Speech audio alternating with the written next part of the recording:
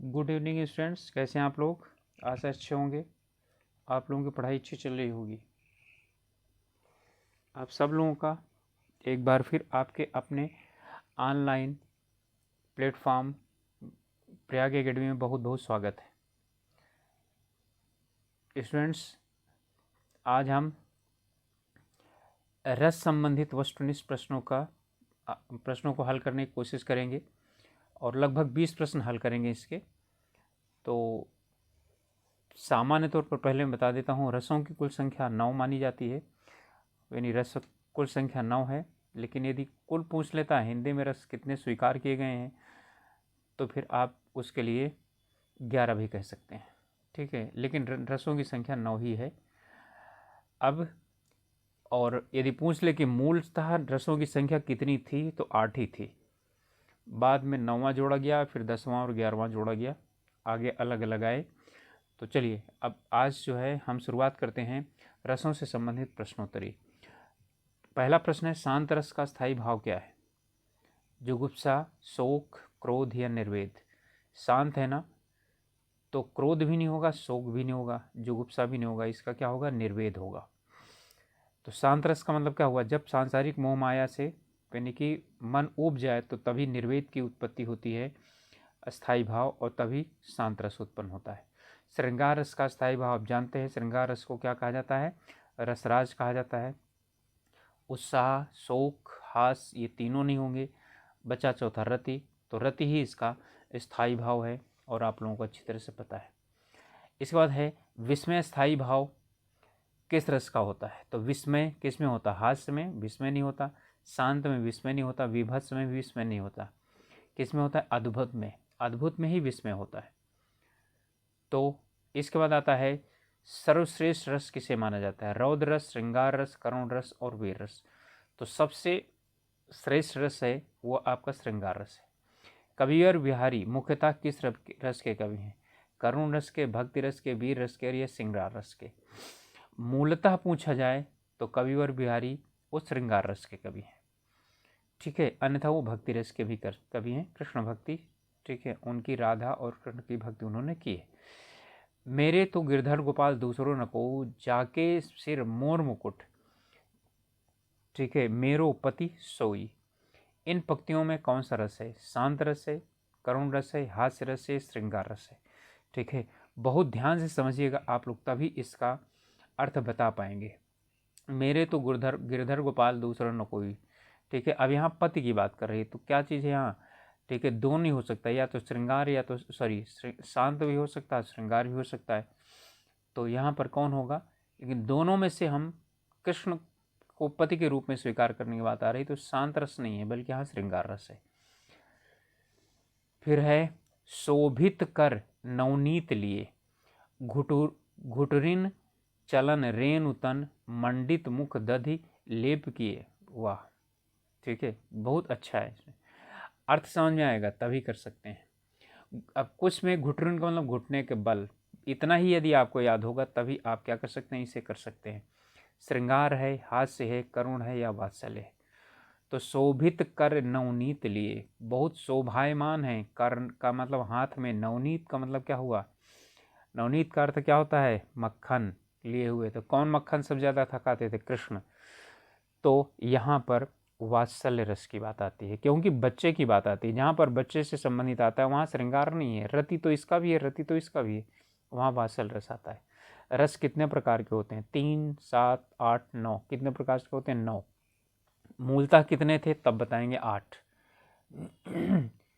ठीक है, इसके बाद है वीर रस का स्थायी भाव क्या है, रति नहीं, उत्साह या हास्य, क्रोध। तो हास्य तो होगा नहीं, वीर का क्रोध भी नहीं होगा, तो क्या होगा, उत्साह होगा। अगला है वाक्यम रसात्मक काव्यम, बहुत ज़्यादा पूछता है। ठीक है, जिस वाक्य से रस प्राप्त होता है उसी को ही हम काव्य बोलते हैं। ये कथन किसका है, विश्वनाथ का, राजशेखर का, श्रीहर्ष का, भास का। ना तो ये राजशेखर का है, ना भास का है, ना श्रीहर्ष का है, किसका है, आचार्य विश्वनाथ का है। किस रस को रसराज कहा जाता है, पहले भी है, सर्वश्रेष्ठ रस कौन सा होता है, बेशक श्रृंगार रस, इसी को ही रसराज भी कहा जाता है। अगला प्रश्न है 12वां प्रश्न, विभत रस का स्थायी भाव क्या है, भय, ये तो भयानक का होता है। निर्वेद, निर्वेद तो किसका होता है? शांत रस का होता है। प्रेम कोई स्थायी भाव ही नहीं होता। अब बचा एक जुगुप्सा, तो इसका स्थायी भाव क्या होगा? जुगुप्सा होगा। संचारी भावों की कुल संख्या कितनी है? देखिए, संचारी भावों की संख्या पूछ रहा है, ठीक है। तो संचारी भाव की कुल संख्या 33 है। याद रखिएगा हमेशा, संचारी भाव और अस्थायी भाव अलग अलग हैं। अस्थायी भाव की संख्या पहले 8 मानी जाती, फिर 9 मानी गई, उन्हीं के आधार पर रसों का वो निरूपण किया जाता है। लेकिन संचारी भाव 33 है। रौद्र रस का स्थायी भाव क्या होता है? उत्साह, क्रोध, विस्मय या भय। तो रौद्र किस में आता है? रौद्र रूप बोलते हैं ना, रौद्र रूप धारण कर लिया। तो रौद्र रूप धारण किस समय करते हैं? जब क्रोध आता है ना, तब।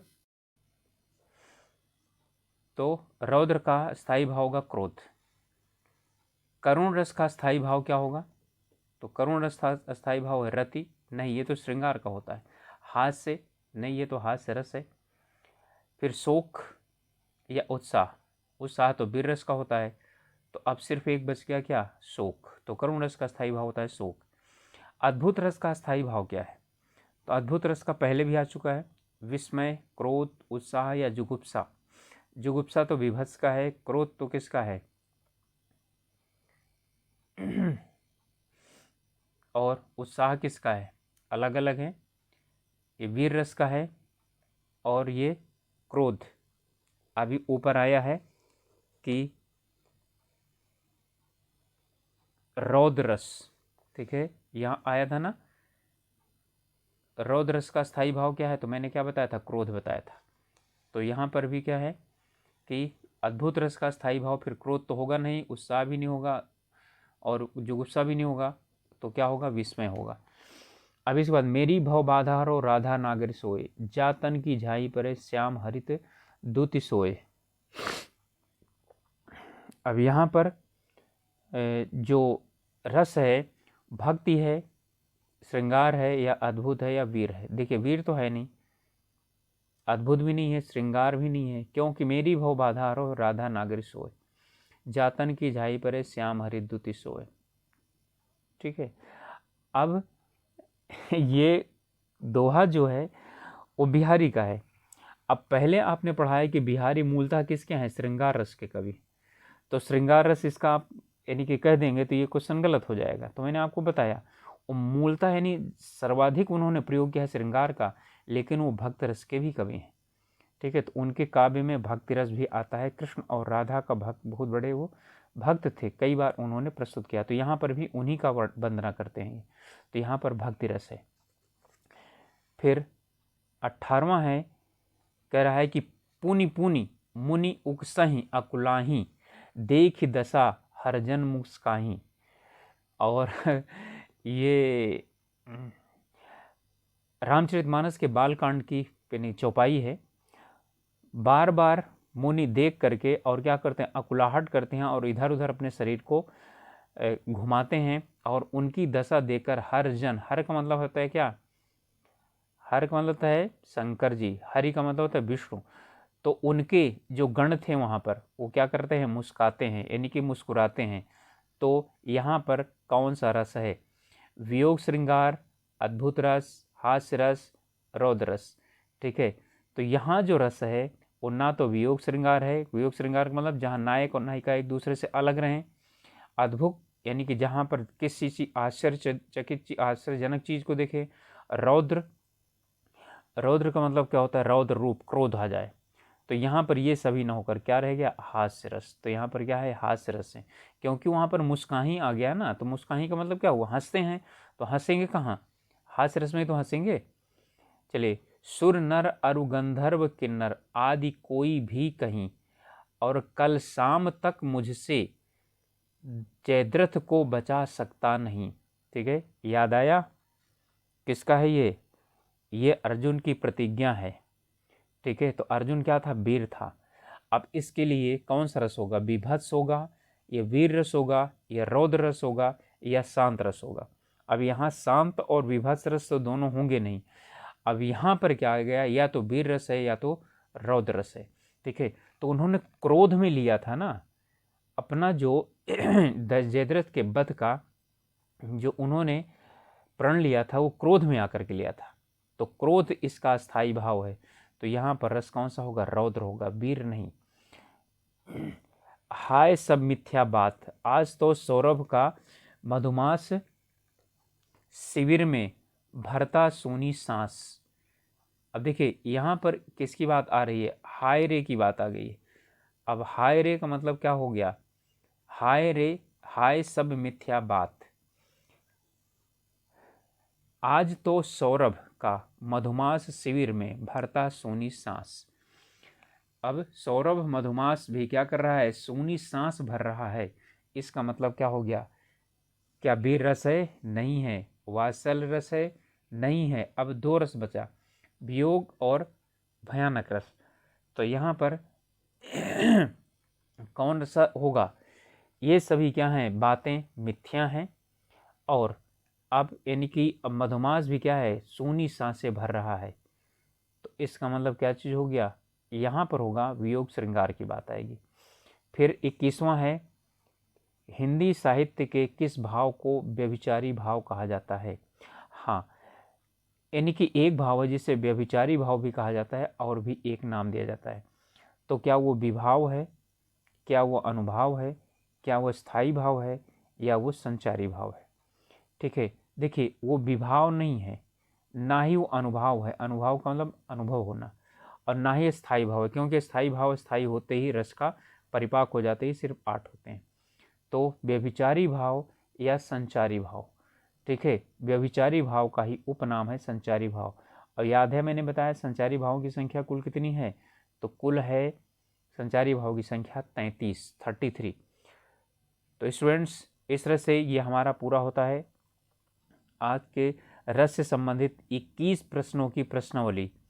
अब आप लोग इसे, मैंने कोशिश की है समझाने की, और आप लोग इसमें से कर लेंगे तो इसमें 1-2 अमूमन आपको क्या हो जाएंगे? मिल जाएंगे। इसमें ज़्यादा यानी समस्या नहीं है।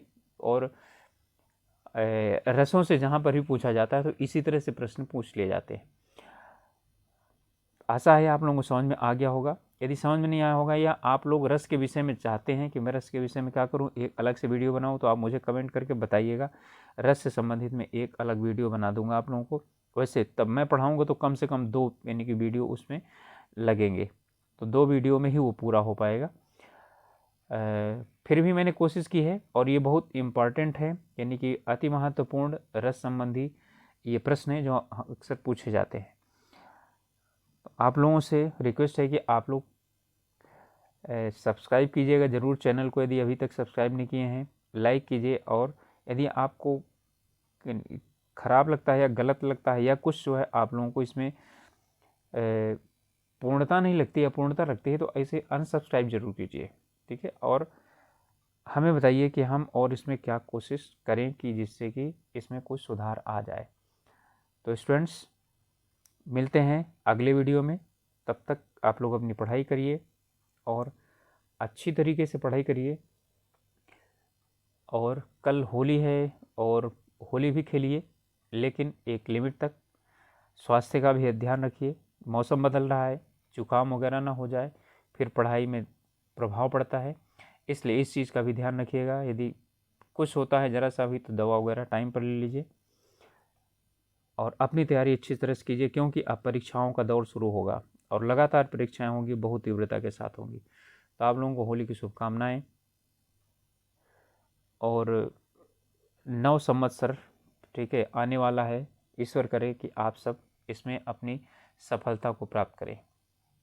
तो मिलते हैं अगले वीडियो में, तब तक के लिए ऑल द बेस्ट।